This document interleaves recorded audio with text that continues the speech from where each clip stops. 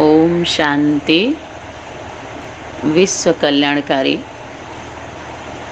सनातनी विद्यालय में जो भी सेवाधारी आत्माएं हैं, नमन बंदन, बहुत बहुत धन्यवाद।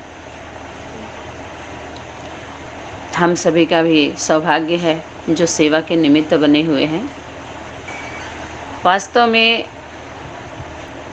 ज्ञान माना है ध्यान। अगर हम ईमानदार होते हैं एक दो के प्रति, जिसके द्वारा हमें कुछ मिलता है वो शक्ति ट्रांसफ़र करती है हमारे बुद्धि में, हमारे रोम रोम में, मन वचन कर्म में, सब तक अगर पहुंचाना है उस शक्ति को, बोध करना है, तो विशेष इन 20 बातों को ध्यान रखना होता है कि अपने से जो ऊपर होता है उसको प्लस बोलते हैं। प्लस प्लस से कभी नहीं जुड़ता, माइनस माइनस से भी नहीं, कुछ नहीं होता, वो जोड़ा जाता है जब पता नहीं होता है। तो उसके लिए वाणियों में इशारा था, माइनस प्लस की पढ़ाई पढ़ी है ना। जो समाज का सिस्टम है, समाज के सिस्टम से भी हम देख सकते हैं, समझ सकते हैं और स्थिर हो सकते हैं। वर्तमान समय 20 बातों को हम सभी के बीच में लेकर के आए हैं। अलबेलापन क्यों आता है? जब हम अपने को जिम्मेवार नहीं समझते हैं। और एक एक बच्चा जिम्मेवार है, सभी थोड़ी जिम्मेवार हैं। सभी बोलते हैं बस और खेलते रहते हैं। शब्द है, बोलना आसान है, बोल दो जो चाहो। स्वतंत्रता भी दी गई है, लेकिन स्वतंत्र कोई है नहीं। शब्द है, संविधान में है स्वतंत्रता, लेकिन समानता नहीं है, समान अधिकार नहीं है। वो फाइलों में बंद है इन अक्लमंदों के द्वारा, मंद बुद्धियों के द्वारा, बुद्धिमानों के द्वारा। आज का जो क्लास है, क्लास भी कहें या ज्ञानामृत कहें, वो तो स्वरूप से ही पता चल जाएगा। लेकिन जो 12 राशियों की आत्माएं होती हैं, 12 कैटेगरी, तो उन सभी का स्वरूप सामने आता है। जो जिस धर्म की धारणा की आत्माएं होती हैं वो उस अनुसार उसको ले लेती हैं। वो उतना ही उनको समझ में भी आता है और वो उन्हीं के लिए होता भी है। आगे चल कर के ज्ञान इतना सरल हो जाएगा जो सबको समझ में आएगा, सबका ध्यान लगने लगेगा।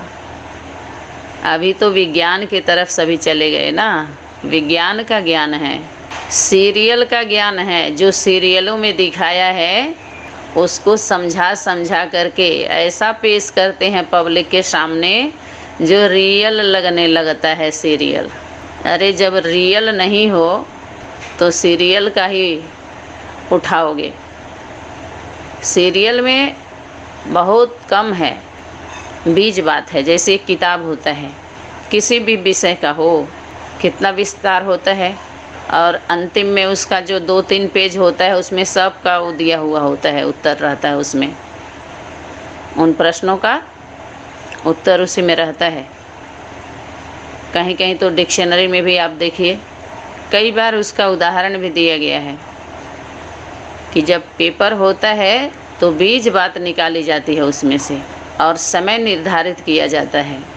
जब भी क्लास चलते हैं तो कुछ खास 20 बातें होती हैं, खास विषय बुद्धि में रहता है, उसी को लेकर के चलता है। बहुत कुछ आता है उसमें। तो कुछ लोगों को विस्तार के साथ सार समझाया जाता है कि देखो इस सार जो होता है वो विस्तार में छुप जाता है। जब हम विस्तार करते हैं या तो विस्तार करके सार को छुपाया जाता है, दोनों बात होती है। और सबके लिए होता भी नहीं है। पढ़ाई इसीलिए तो पढ़ाई जाती है। सार की पढ़ाई कहीं होती है क्या? फिर आपके जीवन का प्रैक्टिकल अनुभव नहीं रहेगा। पढ़ाई पढ़ रहे हैं उसी समय, इसके लिए क्या था?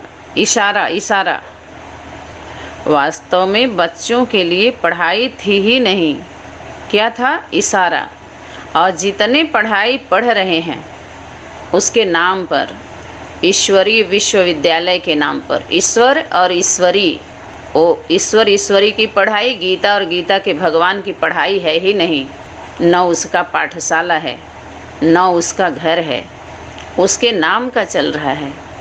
घर में कचरा होता है, रोज़ सुबह झाड़ू लगाया जाता है कोने कोने में। झाड़ू से हाथ से बटोरेंगे तो, किसी और चीज़ से निकालेंगे तो उसके लिए झाड़ू रखा जाता है, कोने कोने में पहुंच जाता है वो, और अच्छे से सफाई हो जाती है। प्रतिदिन देखिए क्रिया चलता ही रहता है, सुबह शाम, महीना वर्ष रिपीट होता ही रहता है। बच्चा से लेकर के जवान हुए, फिर बूढ़ा हुए, फिर बच्चा, फिर ऐसे चलता रहता है। इसी में सबकी अवस्था कैसे रहती है, व्यवस्था भी देखिए कैसे रहती है। धीरे धीरे 4 अवस्था से पसार होता ही रहता है, परिवर्तन होता ही रहता है। ये प्रकृति जो है, प्रकृति का नियम, नेचर जो है, परिवर्तन है। गीता का जो है सार क्या है? तुम क्या लेकर आए थे जो तुम्हारा खो गया? तुम क्यों व्यर्थ चिंता करते हो? तुम्हारा क्या था जिसको तुम आज अपना समझ रहे हो, वो कल किसी और का था। आज जिस पर तुम अपना अधिकार जमा रहे हो, कल किसी और का होने वाला है। जो लिया यहीं पर लिया, जो देना है यहीं पर दे देना है, उपयोग करना है बस। गहराई में जाइए, एक मकान मालिक, एक किराएदार होता है। अंतर तो बहुत है। किराएदार के मन में हमेशा डर बना रहता है, न जाने कब मकान मालिक से हमारा बने ना बने। किराएदार के मन में डर तो रहता है ना कि हमको निकलना पड़ेगा, मकान खाली करना पड़ेगा। मकान मालिक निश्चिंत रहता है। लेकिन जब बेहद में जाते हैं तो कहते हैं भाई सभी का किराए का घर है, ना जाने कब इस शरीर रूपी रथ जो घर है छोड़ना पड़े। तो एक प्लेटफार्म पर तो सबका है किराए का घर। यहाँ उदाहरण तो सच बैठ रहा है, फिट बैठ रहा है।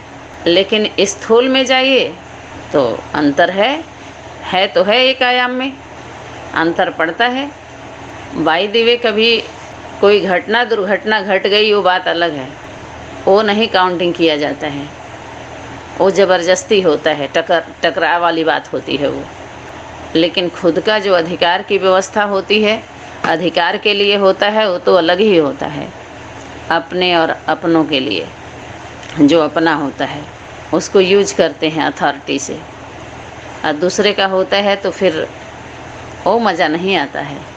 तो खैर, ये तो बीच की बात हो गई। यहाँ पर जो निमित्त बनता है, कुछ नहीं तो दुआ तो देना ही है, वो तो ऑटोमेटिक निकलता है, उसमें कोई कंजूसी नहीं है। दुआ के पात्र ही होते हैं वही।